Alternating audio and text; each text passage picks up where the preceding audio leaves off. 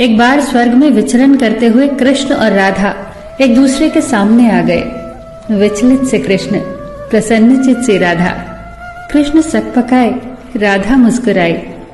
इससे पहले कि कृष्ण कुछ कह पाते, राधा बोल उठी, कैसे हो द्वारिकाधीश।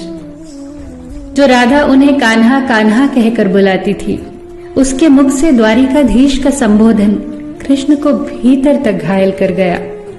फिर भी किसी तरह अपने आप को संभाल लिया उन्होंने और बोले राधा से, मैं तुम्हारे लिए आज भी वही कान्हा हूं। तुम तो मुझे द्वारिकाधीश मत कहो। आओ बैठते हैं। कुछ मैं अपनी कहता हूं, कुछ तुम अपनी सुनाओ।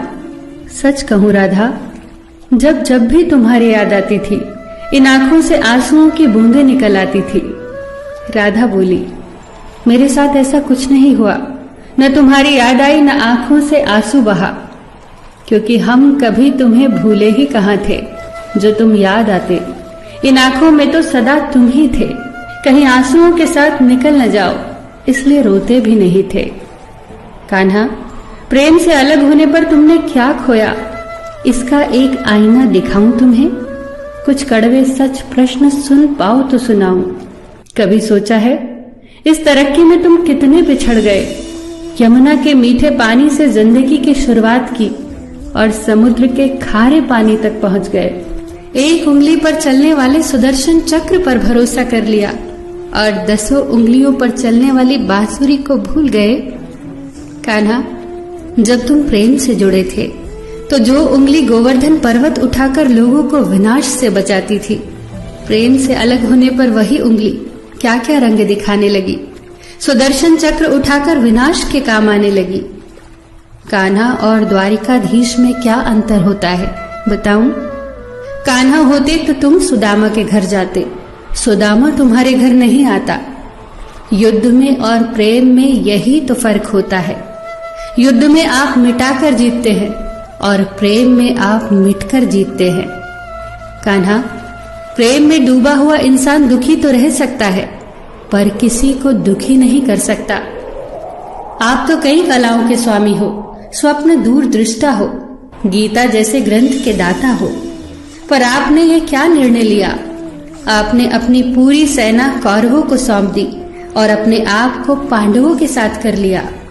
सेना तो आपकी प्रजा थी, राजा तो पालक होता है, उसका रक्षक होता है।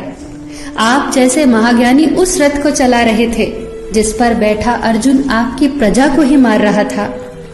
अपनी प्रजा को मरते देख आप में करुणा नहीं जगी, क्योंकि आप प्रेम से शून्य हो चुके थे।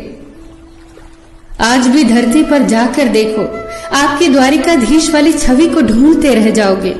हर जगह, हर मंदिर में मेरे ही साथ खड़े नजर आओगे।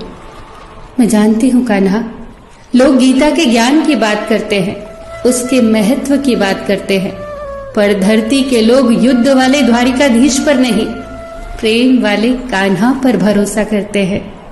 गीता में मेरा दूर दूर तक नाम नहीं है, पर आज भी लोग उसके समापन पर राधे राधे कहते हैं।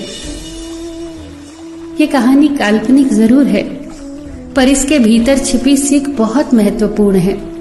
श्री कृष्ण के पास कभी किसी प्रश्न का उत्तर ना हो, ऐसा तो हो ही नहीं सकता, परंतु राधा द्वारा लगाए गए प्रश्न चिन्हों पर कान्हा मौन रहे।